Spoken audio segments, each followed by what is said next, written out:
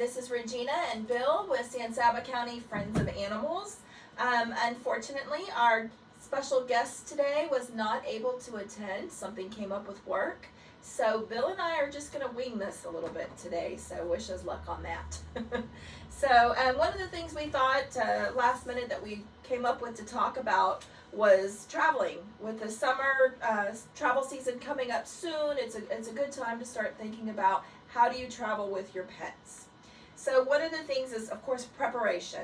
When traveling, ensure your pet's up to date on all their vaccinations and have a recent checkup. Yeah, with your rabies, the Bordetella, the yearly booster, check with your vet for the area that you could be traveling to if it's going out of the country. Yeah, and see what vaccines that they need. Best thing is talk to your vet. Make sure that your animal is up to date on all their vaccines. Sometimes you might need a health certificate depending where you're traveling to. So definitely do your research on that. And if you do need a health certificate, that can take a little bit of time. So check with your vet on that as well. Another thing is identification. Make sure that your pet has a collar with an ID tag that has your contact information on that tag. Also, I would consider microchipping. I mean, it's an inexpensive, easy thing to do, and it can really be the difference in reuniting you back with your pet. So talk to your vet about microchipping, but make sure that you have a tag on there, and that's even when you're not traveling. And if you're here in the city limits, make sure you have a city tag as well. Another thing is your travel carrier. Make sure you use a secure, well-ventilated carrier or crate that's appropriate to your pet's size. Allow your pet to become accustomed to the carrier before the trip. Gradually just introducing them and providing positive reinforcement so that they get familiar with that crate or carrier. Yeah, it helps not fight every time you try to put your dog or cat in there. They're accustomed to it. Yeah. We've left ours out before, and we've had cats and dogs both just walk in them and lay down and take a nap. Exactly. We've got a dog that we're crate training right now, so definitely get them ready for that as well. Car travel. If you're going in a car, it is wise to use a harness or a seatbelt or some kind of travel crate, because you just don't think about your pet when you hit that brake all of a sudden, or you're rear-ended or anything like that. That'll just help avoid with a sudden stop or anything, your pet getting injured. Also, don't let them ride with their heads out the windows. As much as we all love to do that, including myself, it can be dangerous. They can jump out. There could be an object that hits them. It can be dangerous, so try not to allow them to stick their head out. We have a dog that absolutely loves that. Yes, he does love that. But he's also tried to jump a couple times. He has. So if you're traveling by air, just research your airline's pet policies and regulations in advance. Do it sometime in advance. If you're going to do it this summer, start researching that now. Find out what their rules and regulations are. Try to choose a direct flight when possible to minimize travel time. Book your pet's reservation early, as there's often limits on the number of pets that they allow per flight. So definitely research that and try not to have them having to switch flights and all that good stuff. It is good to understand the rules on that, because if there does become an issue, at least you know where you stand with it, and if the person that you're talking to is telling you something different, you can at least have some documentation backing up where you're correct. Right. And airlines have become such more pet friendly. I mean, most airports now have potty stations, and they've made it a lot easier to travel with pets than what it was in the past. Our son particularly travels everywhere with his cat. I think that cat has visited more cities and states and countries than you and I have, but Definitely has. He's always traveling, and he's on a leash, and he's quite accustomed to traveling by air and by car. So they are adaptable. Another thing is your accommodations. If you're booking accommodations, a hotel room, ensure that your pets that they're pet friendly. Not all hotels are pet friendly. Some of them go by breed, some of them go by weight, and some don't allow them at all. So definitely check to make sure that they're pet friendly and suitable for your pet's needs. Check for any, of course, size, breed restrictions, or see if there's any fees or deposits that's included in that as well, so that you can plan and appropriately. Pack essentials. Bring your pet's food, water bowls, medications, leash, waste bags, grooming supplies. Also any comfort items. Animals love certain blankets and toys or or pillows that have a scent on them, and that scent helps reduce stress during travel. So bringing something with their scent and your scent on it really helps reduce that stress during travel as well. Set it up for success. That's it. That's it. Regular breaks. If you're taking a road trip, stop frequently. Just because you don't have to go doesn't mean your pet might not have to go. So allow your pet time to relieve themselves, to stretch their legs. Keep them hydrated. I know sometimes people are tempted to not give them water because they're traveling and they don't want to have to keep stopping, but they still need water whether you're traveling or not. So keep them hydrated. Offer them water, a chance to explore surroundings in a safe place away from traffic. Don't just pull off the side of the road. That split second of them getting loose, it could be traumatic. Well, there's cars driving by at 50, 70 miles an hour, and it's a completely different sound for them at that level. Absolutely. Climate considerations. Take into account the temperature and the weather of where you're traveling. Never leave your pet unattended in a vehicle because, of course, temperatures can become dangerous, even with the windows cracked. That's a big thing that people just don't realize how hot that car gets. So definitely take that into consideration, what the temperature is going to be, and where are you going to put your pet. If you're going into a museum to visit, what are you going to do with your pet while you're in that museum? You can't leave them in the car when it's hot. You need to take in consideration the altitude. So if you're going to New Mexico or going to Colorado, how that's going to work out. The cooler. If you're up in the mountains, how cold is it going to be? Absolutely. Plan for emergencies. It's recommended that you locate a vet wherever you're going, and maybe along the routes of where you're going. Familiarize yourself with the signs of travel-related stress or illness in pets so that you know if your dog is overstressed and if it needs medical care. And if it does need medical care, where are you going to go? Make sure you have that lined up because it just takes a split second, and those emergencies happen so quick you may not be able to find a vet quick enough. You mentioned a bit, another thing on planning for the emergencies, if your pet has special medication, be sure that you have plenty of medication with you. Yeah. Doing all of this in advance can make the trip a lot more fun for your family and for your pets. So it's definitely advised to take time to do that with your pet. And then we'll get started on our regular stuff. So we've got our pet fact of the week. So one fascinating fact about cats, their ability to rotate their ears independently. I did not know that they rotate their ears independently like that, but they can rotate them up to 180 degrees. This unique trait allows them to pinpoint the source of sound with incredible accuracy, aiding in hunting and sensing potential threats. Additionally, cats have about 32 muscles in each ear. That's also something else I didn't know. That contributes to their remarkable agility and control over their sensory organ. So that's pretty interesting. I did not know that. I didn't either. I'm enjoying looking up the pet facts just because, well, they're interesting. Yeah, they're different. They are different. So some of our foster updates. So we've got our foster Sunshine, and she had her 3 babies, Sunrise, Sunset, and Sunflower. And we're happy to announce that Sunflower found her forever home on Monday. So the female is gone, but we still have the 2 males, Sunrise and Sunset. They're now available for adoption. They're about 9 weeks old. They're males, of course, I said that. And we vaccinate them, so they'll be fully vaccinated, spayed or neutered when they're of the appropriate age, and they'll have their rabies shot. Our adoption fee is $50, and that includes all of that. So they're cute. They're little red tabbies. They're just all babies. If you want to see them, you can visit our website, SanSabaAnimals.com, or go to our Facebook, also Saba Animals.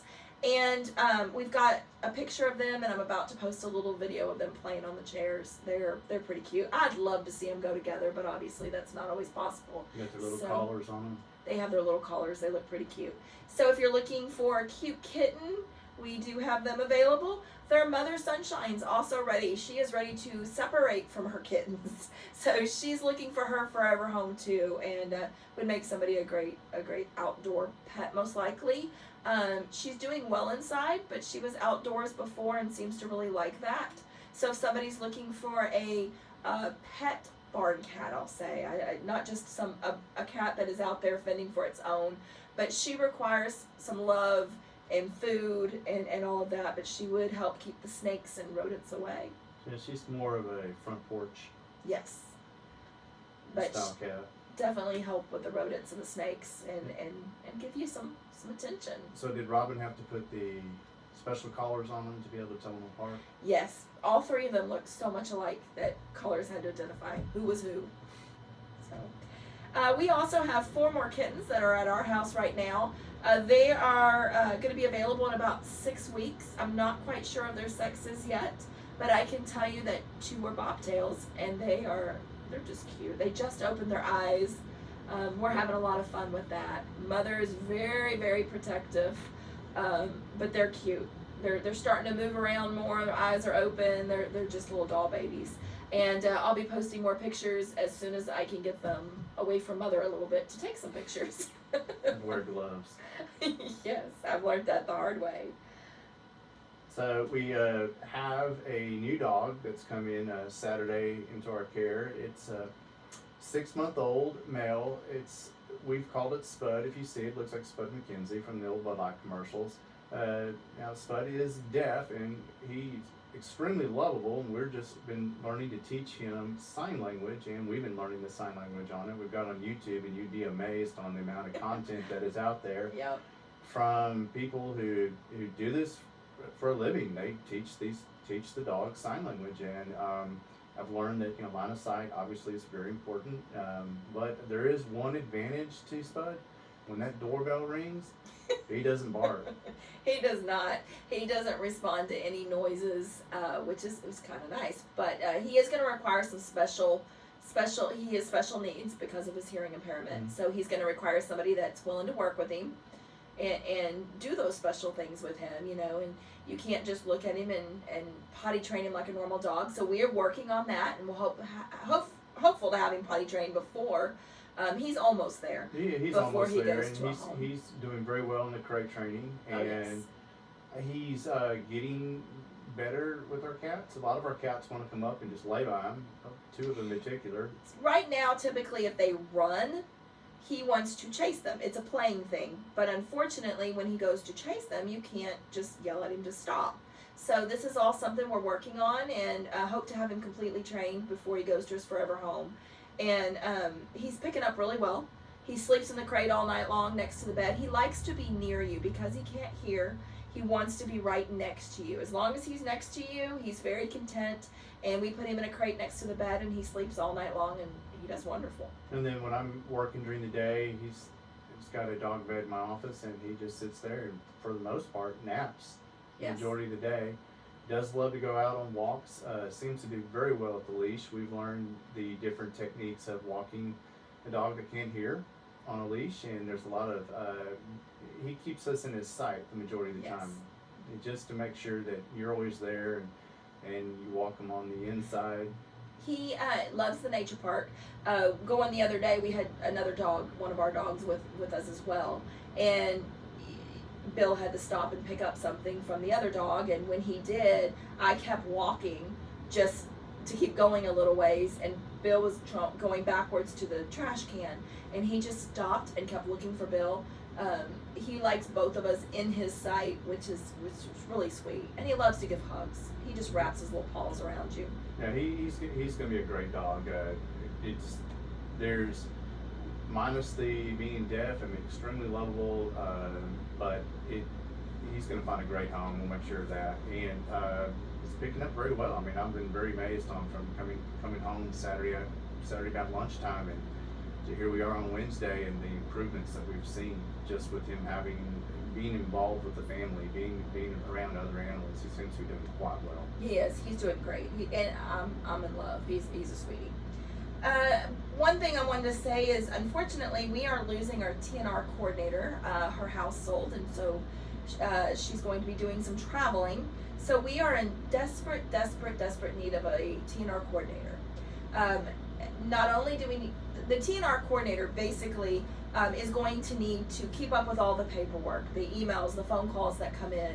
And we do give you your own email, and we do give you your own extension for those phone calls that you're not giving out your cell phone. But I need somebody basically that's willing to do the book work. And then we are going to need several volunteers to make TNR happen. We're going to need people that is willing to drive the cats to Austin and near Abilene where they need to go. We're going to need people that will go deliver cages, traps to people the day before trapping. We're going to need people to pick those cats up. So there's different levels of involvement, and depending how involved you want to be, we definitely have a spot for you. TNR is crucial in San Saba. We fix hundreds of cats a year, which saves thousands of cats a year. So in order to make this happen, we have to have volunteers.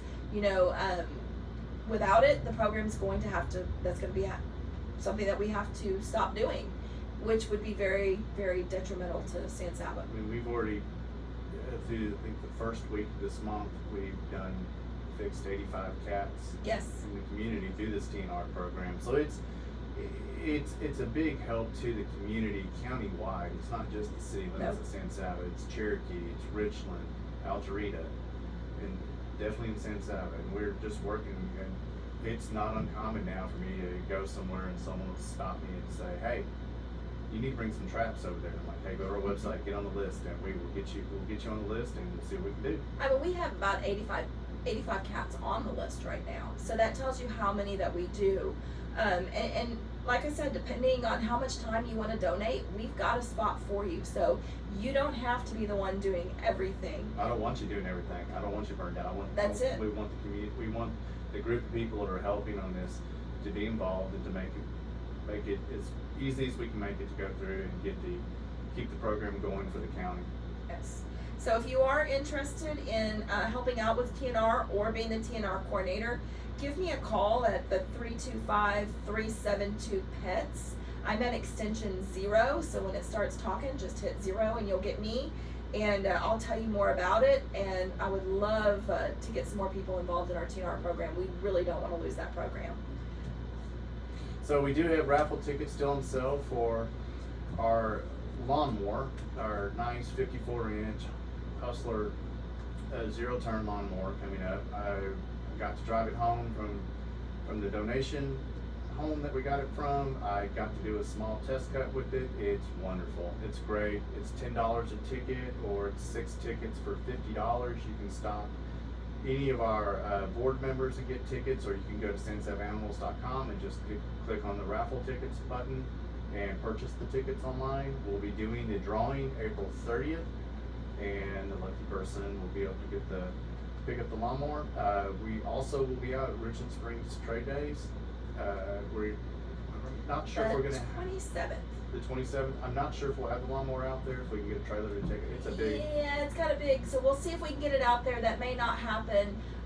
We were at Lowe's last weekend, and also Tractor Supply. We'll try to do a few more pop-ups. I was looking at doing it this weekend, but there's a chance of rain, so we'll look and see if we can do a pop-up somewhere around town, whether it's at a store or business. But we will announce that on Facebook as soon as we have a location and date and time. We did have the lawnmower out at the Con Trade Days right before the eclipse, and it did get a lot of attention. Sold several tickets on that. It's a great lawnmower, but the tickets definitely help support the program that we have here, and we are 100% volunteer based, and we are 100% donation based. So. We have not sold hardly any tickets, unfortunately. So we really need to sell some tickets. This is a high value lawnmower, probably about $5,000 value. And according to the paperwork we received on it, they spent $5,000 on it. It has right at 70 hours. I think it's just fixing to turn 70 hours on it.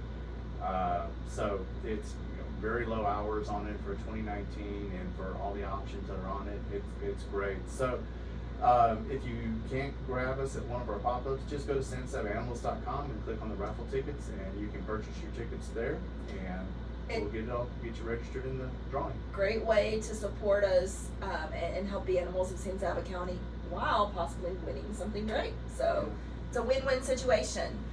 One thing I wanted to mention too is you can get them from any of our board of directors, which is myself and Bill, Autumn Terry, Kim Wells, Cindy Fay, Cynthia Cepeda Donoff, and also Robin Dahl has some tickets. So you can see any of those people as well to get those tickets. And then kitten season is in full bloom. Unfortunately, we're seeing kittens pop up just about everywhere. One thing I wanted to remind people, make sure if you see a kitten and that kitten looks like it's well maintained. You know, its eyes aren't all yucky and it's not all scrappy looking and dirty. If it's clean looking, mother's taking care of that baby. And the best thing you can do is leave the baby with its mother. That is so important. We had somebody drop off a baby kitten and unfortunately it didn't make it.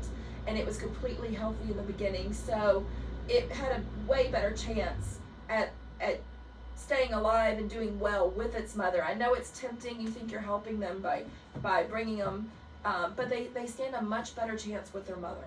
And then we can try to trap them as soon as they're weaned off of their mother, but not before 8 weeks. So they have to be bottle fed if they're taken from their mother. yes, the golf course. City was telling me they've got some kittens out at the golf. I can't even think. Golf course that was just born, and we were talking about when to trap them, and I thought that they looked a little sad when I told them 8 weeks, but we'll help get them afterwards. But they really need that mother, so it's really important. Most mothers are going to take care of their babies if they can. So if a baby looks good, please leave that baby with their mother. And another thing, just a reminder, we are still looking for land for a shelter. So if anybody has any suggestions or ideas of land that's available that we can build a shelter on, please contact us at the 372 Pets extension 0.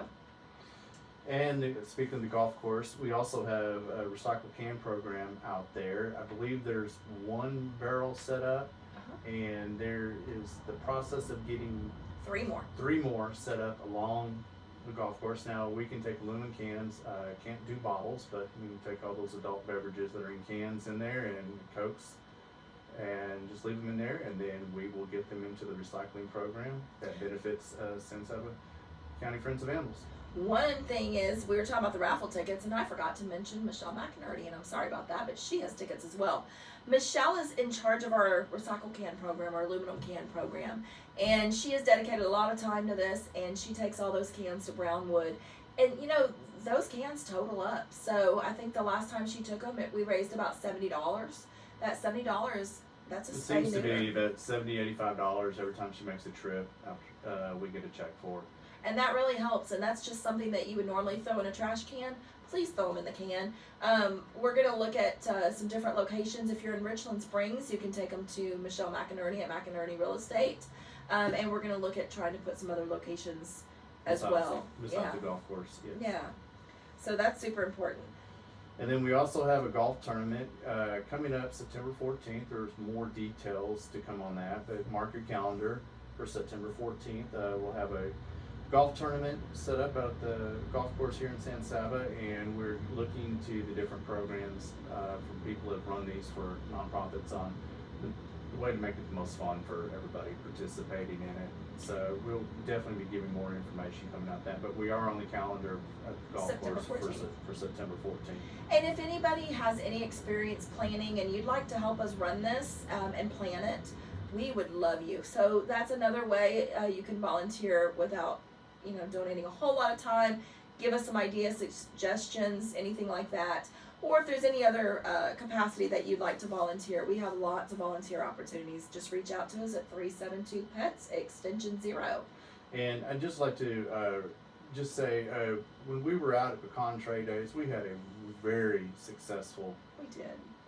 event and pet adoptions, not just at Pecan Trade Days, but that whole week. We had a cat was adopted, we had 2 dogs that were adopted that were not at Pecan Trade Days. I mean, and then we had 4 dogs. Our longest one that we had in foster care for 9 months it was the first one adopted there, and I thought She got such a good home. you should have seen Sylvia when that happened. Lily. That was great to see Lily get adopted and the interaction going. But anyway, we just thank everybody for coming out and supporting us, and we took in a lot of donations as well. And it's fun just having people walk up and just want to pet the animals and love on them and then visit with us and stuff. So it's not ever, you're not obligated to adopt an animal. And when you see us out at these events, it's good to visit with everybody, and it's good to hear the feedback we're getting and suggestions that people have. And we occasionally pick up someone who wants to foster.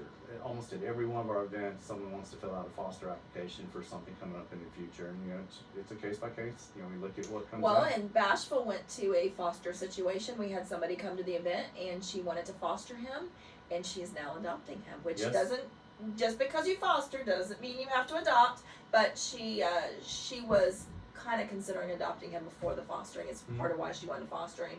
But he's now getting his home thanks to Yeah, and he's the event. actually with, I believe I understand that he lays next to a cat every day now and puts his paw on it. So, Yeah, his best friend, new Yeah. best friend. We thank everybody for that helps us, not just volunteering, but donations. We, as Bill mentioned earlier, we are volunteer based. There is no one on the payroll. All of the money goes right back into the animals of San Saba County, and we can't do this without you. So we need volunteers, donations, to make this program work. And again, our donation barrel at Tractor Supply I just gotta say thank you. I mean, every time I go into Tractor Supply to get something, they're like, hey, do you wanna get everything out of the barrel now? We could use some cat food, some dry cat food, right now in that donation barrel, and adult dog food. We do have a puppy in care right now, but he's having to eat adult dog food at this time for some stomach issues. So we thank you for your donations, and we could definitely use some dry But, food. you know, thank you for all the donations that you do put in that barrel. It goes a helps. lot further than you can imagine. Yes, we had people bring in some clothing and little pet clothing and treats and toys, and those puppies really enjoy it. Our foster right now is loving all the treats that he's gotten. Yeah, and you know, big thank you to Juan for letting us, Tractor Supply, for letting us come out and for putting the barrel back out, one, and then two, for allowing us to be out Saturday, and then at Lowe's on Saturday. Yes, Martin allowed us to come out there and set up, so we thank him as well. We just can't do this without the people of San Saba County. Yeah, So it's- we thank everyone that makes us successful with this. And, you know, we appreciate Dr. Keys and Dr. Nelms for everything they do with us as well. They And Mandy and Jessica too, they're Oh. just as helpful. Mandy puts up with quite a bit for me. yes, yeah, they know our phone number. Yes, So, they probably cringe when it dials their number, but we thank everybody for listening. We'll be back next Wednesday at noon, and until then, have a great week.